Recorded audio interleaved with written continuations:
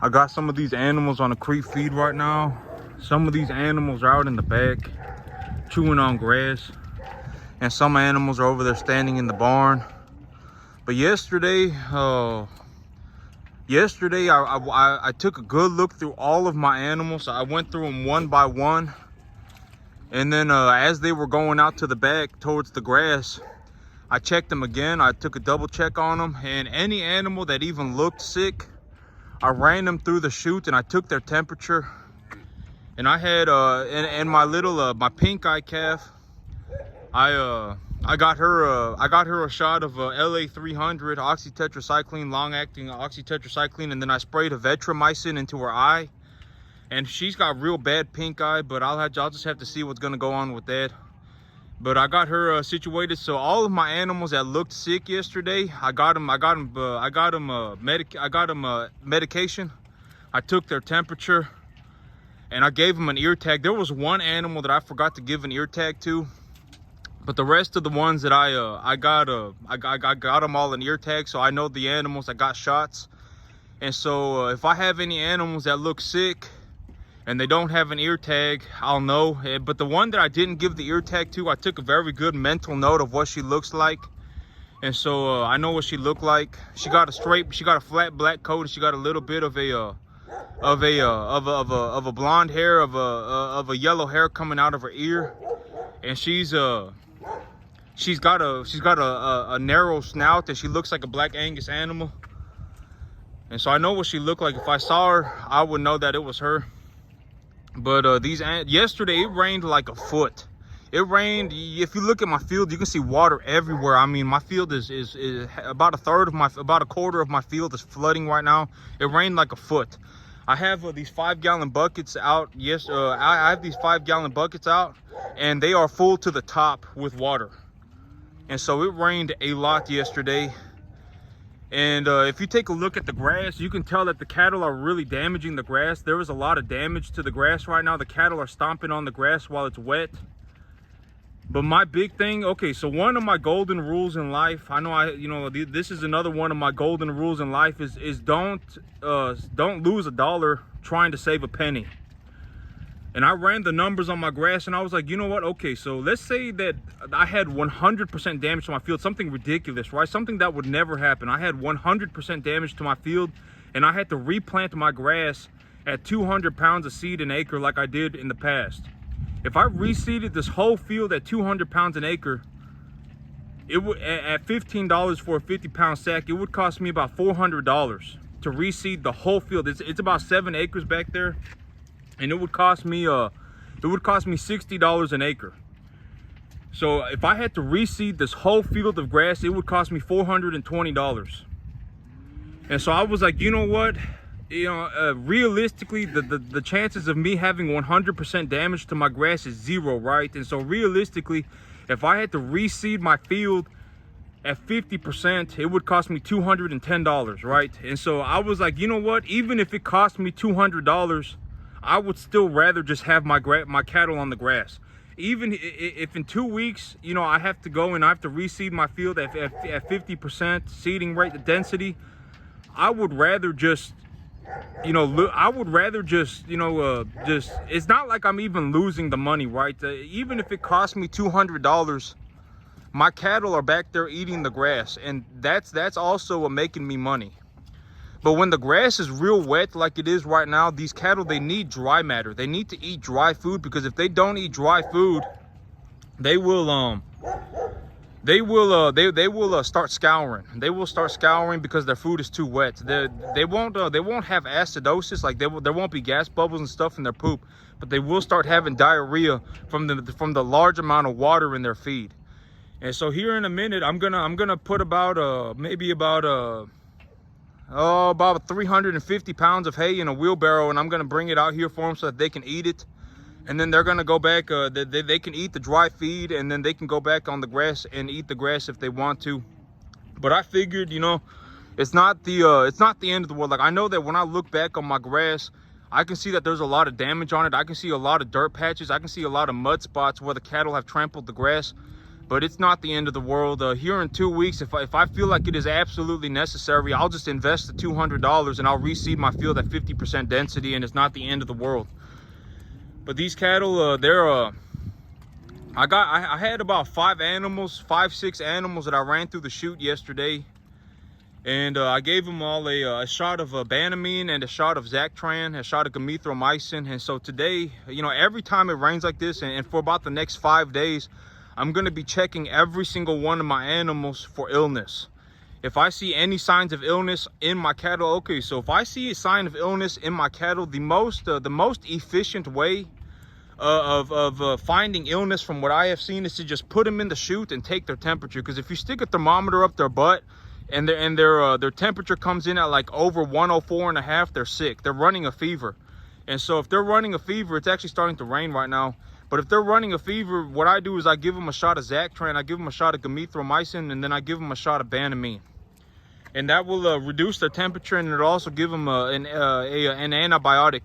But my sick calf, the one that was over in the pen yesterday, I gave her yesterday I was at the vet, at the bovine vet, looking for pink eye medication, looking to buy pink eye medication, and I got a chance to speak to the bovine vet, and I asked him, I was like, do you recommend that I give her any more antibiotics? And he said I would not give her any more antibiotics, but I would give her another shot of Banamine. And so I gave her a shot of Banamine yesterday, and while I was doing that, I also got some electrolyte solution, and I mixed it up into a tube feeder, and I put the tube down the throat, and I gave her about 2 pints. I gave her a 1/4 gallon of 100% concentration electrolyte fluid. And so she got about 2 pints, but on the back of the packet, it recommended that I gave her 1 gallon, but I just gave her half of that. I gave her a 1/4 of that. I don't know if I should really give her a gallon. I don't know if I should give her the whole gallon, but it said, oh, it didn't say give her the whole gallon, but it said mix the half of the packet with a gallon of water. But it's starting to come down again. It's starting to rain again. But we got like a foot of rain yesterday, and it's starting to rain again. I thought the rain was gone, but it's starting to rain again. But yep, I gave her 2 pints of electrolyte solution through a tube feeder. So I just grabbed a hold of her. She's so weak right now that I can literally just grab a hold of her head, and she's like 350, 400 pounds. And she can't even throw me off. I mean, she's so like weak right now. But okay. So my big plan with this animal was like, okay, so if she's super sick, right? I figured if I can just keep her alive for another 5 days, her body will naturally just kick the infection itself. And today she actually looks like she's doing a little bit better. She's standing in the barn. She's standing inside of the barn right now. I can actually see her right there. She's standing right there at the very end. She doesn't look very, very, very healthy or anything like that, but she does look like she's getting a little bit better. And so yesterday I gave her a 2 pints of electrolyte solution through a tube feeder, and then I gave her a shot of Banamine. And so that was what the vet recommended, and so that's what I did. And the rest of these animals, I got an animal with real bad pink eye right now, but I gave her a shot of LA 300. The rain, I guess it was just a little bit of a pitter-patter rain, and then it just evaporated. Thank goodness. I don't need any more rain. I know that, oh, I'm not going to say that. I love the rain. I'm going to, you know, I love the rain, okay? Because there are times, well, when things are going good, right? This is another, this is actually something that my father says, but this is also one of my golden rules. But when things are going good, you know, what my father says is that when business is good, you save the money. And so because business is not always going to be good. And so that's one thing that my father says, is that my father's a businessman too. And one thing that my father says to me is that when business is good, you save the money.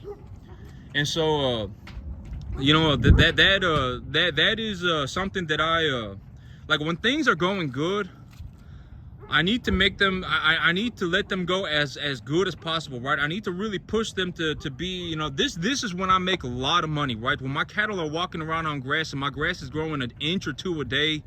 I mean, I got just the perfect amount of fertilizer on it. If anything, I could have put a little bit more fertilizer on it. And I mean, my cattle are swelling up real fast. I mean, look at this animal right here. I mean, look at how fat he is. I mean, he is massively fat. I mean, if I took this animal to market right now, you know, I got several animals that look like this. I got about 10 animals right now that need to go to market, and I am making money like nobody's business right now, right? I mean, I am making such a drastic amount of money right now. But when things are going good like this, I need to make as much money as I can. You know, I need to make sure that my animals stay alive. I need to make sure that I got a good handle on their feed, on their diet, and I need to push their weight up as fast as I can. Because there will be times when things are not going this good, right? You know, I'm doing way better than I anticipated as of right now. But in the future, there will be times when things get a little bit hard. There always is. You got to take the good with the bad, right? I can't just, you know, as a person, as a human being, I can't just want to do just the good things, right? I can't just want the good things in life. I have to take the good with the bad. You know, sometimes things get extremely difficult. Sometimes, you know, things get, you know, sometimes things are extremely good, and then they always just kind of average out to be the middle, you know. But one of my big things that I'm doing right now in terms of the cattle health is that I'm making sure that they have enough dry food in front of them. So I really want to be putting about 500 to 600 pounds of dry feed inside of these troughs every day. I want to make sure that I bring about 500 pounds of hay out here a day, and I give them about they only really want to eat about 150 pounds of crate feed a day. That's what I found. They only really want to eat about 150 pounds of crate feed, maybe 200 pounds. And then I put about 500 pounds of hay on that, and they'll eat all the hay. And so I need to make sure that they have enough dry matter in their gut to keep them from scouring real bad. And then every single day, I need to double check all of my animals to check for illness. And if I think that they're sick, the easiest way to find out if they're sick is to put them in the chute and stick a thermometer up their butt. Because if I stick a thermometer up their butt, the thermometer is a thermometer, right? You know, it's nothing that I need to, I'm not going to be like, oh, well, the animal is taking 59 breaths a minute when it should be taking, you know, 30. You know what I'm saying? Like, I'm not sitting there doing that stuff. You know, I just use the thermometer, right? Oh my God, my animal's coughing 5 times a minute. You know, like, I don't have to sit there and do that stuff. I just use the thermometer, right? So if the animal even looks sick, the most effective way of checking if it is sick is to just use a thermometer. Just put them in the chute and stick a thermometer in them. And if the thermometer comes in hot, give them a shot of Banamine and a shot of Zactran. And if that doesn't work, 2 days later, usually I'll either give them a shot of Florfenicol. Usually it's either 2 or 3 days later. But I mean, this time it was 2 days later. I gave them, I took her back to the vet, and the vet gave her the shot of Ixseed. But usually if it was me, 2 days later, I would either give them a shot of Baytril or I'd give them a shot of Florfenicol. And so that is how I personally deal with sick animals. I give them a real good antibiotic, and if they're not really doing good, 48 hours, 72 to 48 to 72 hours later, I'll give them a shot of a different antibiotic. Usually I start with Zactran, and then I'll either go to Baytril or Florfenicol. But when I took the animal to the vet because the animal looked like she was not doing very good at all, and the vet gave her a shot of Ixseed and a shot of Banamine. And so that is how I personally handle sick animals here on my ranch. Like when I go through the animals, I check them every single day. I double check them every day. You know, when they're running to the back right there, it's very easy for me to sort the animals. So if I see an animal that looks sick, I'll just slam the gate shut, and then I'll take them over to the sick pen, right? And then I can just look at them one at a time as they run through the gate. And that's just how I do things here. And so far, I haven't had any animals die. Like, if I had an animal die on the very back of my field, the easiest way to tell that an animal's dead back there is because you'll see a whole bunch of vultures. Like, if an animal dies on the very back of my field, you'll see vultures all over the place. There'll be vultures all over the place. And I don't have any vultures back there, and so I know that all of my animals are alive. But when the weather's bad like this, but this is also why people really do not like buying animals in October, is because the weather turns like this. Here by next week, it's supposed to dip below freezing. It's supposed to get to about 30 degrees, 28 degrees next week. And when so it's going to be wet, and it's going to be cold, and then it's going to be warm, and then it's going to be wet. And this is why people don't buy animals in October. But this is also why I personally buy animals in October, is because I can usually get a good deal on them. I can get a good deal on them, and and I have a pretty good system in place to keep my animals alive, right? Like, I know how to do a lot of the basic stuff.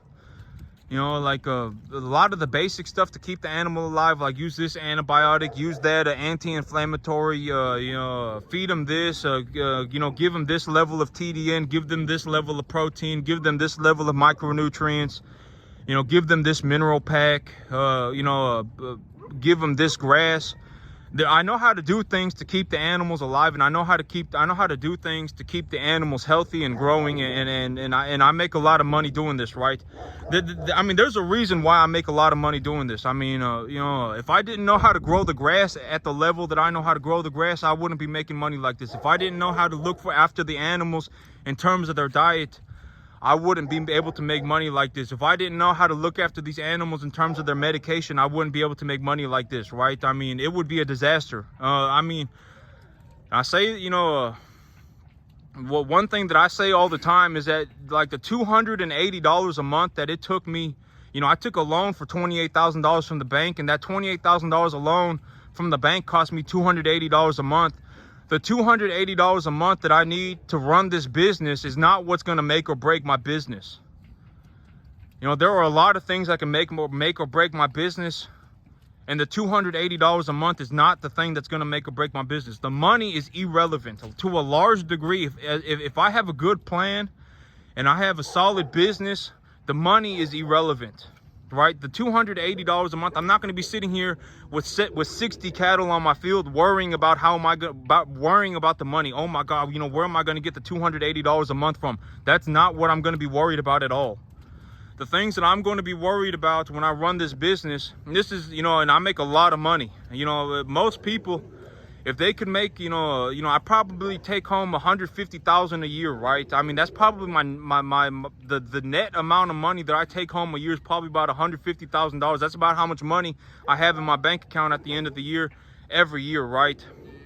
And so, you know, most people, if they could make $150,000 a year, they would do it. They would. I mean, it's not like they're going, oh my God, I don't want the $150,000 a year, right? That's not how they think. If they could do it, they would do it. But the reason most of the time, the reason that people can't make money like this is because it is way too hard. The difficulty of the work and the level of effort that it takes to get to this point, and then to operate the business at this point is too difficult for most people. Usually, you know, most people, you know, by the time they hit, you know, I've seen a lot of people quit on the first week. I've seen a lot of people quit on the first month. You know, I've seen a lot of people, you know, they quit after 5 years. I've seen people quit after 10 years. Most people, they don't get to like year 14, year 15 working 100 hours a week. You know, and most people don't get that far. They will quit before they get to that point. But that's the level of effort that it takes to operate at this level. It takes a long time, and it takes, you know, and it's every single day. And you know, like when people listen to the things that I'm doing, you know, most people, you know, like if I didn't have their medication correct, these animals, I would have already lost 1 or 2 animals. If I didn't have their diet correct, you know, I would have had more animals get sick because they'd be starving. If I didn't know how to grow the grass properly to this degree, my animals, you know, the cost of my feed would be too high, and, you know, I wouldn't be able to make money the way that I do. And there are a lot of things that go on. It's not, and money is very, very, very seldomly the problem. Money is almost never the problem.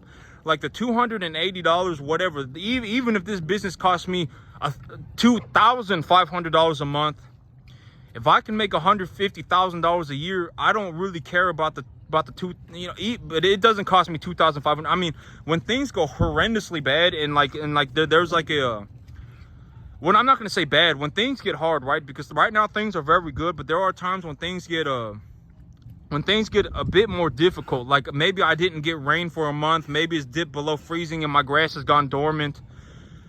Maybe you know, maybe the temperatures are real high, etc., etc. Sometimes there are things when things go difficult, but usually when the things go very good, if I can push my progress as hard as possible when things are going good, the things that when the times are bad, or I'm not going to say when the times are gone, when the times are a little bit harder, everything just kind of balances out. And usually, you know, I would say that this business, You know, for me to make $150,000 a year, number one, I have to keep my animals alive and I have to keep them healthy.